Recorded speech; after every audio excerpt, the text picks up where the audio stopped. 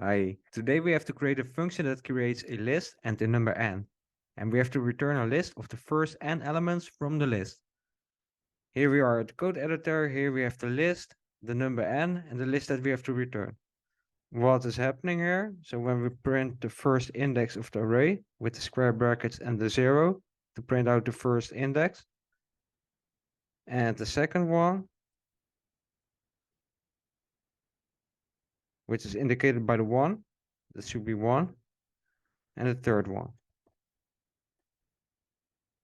which is indicated by the 2.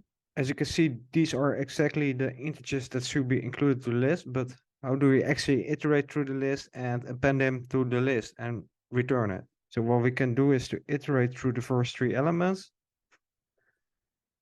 for integer and then the range starting from the first one indicated by 0 till the third index indicated by 2. That should be the argument and colon, and then we have to print the elements of the array, and then the integers. Yeah, those are the elements that we are looking for. So let's create a new list, result, empty list, and we have to append the integers to the result list. There we go, dot append, and then return the result. There we go. Okay, let's check this out. This is kind of a naive way, but I think it should work. Test. Okay, all right. Here we have a problem. What's happening here? I see. Sometimes you have a list that is actually smaller than the provided n value.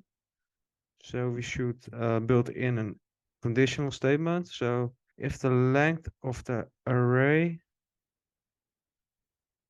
is equal to or bigger, or this should be the other way around, than n. Let's indent this. And in all the other cases, we should just return the original array.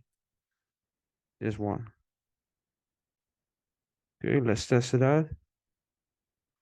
And this is actually working.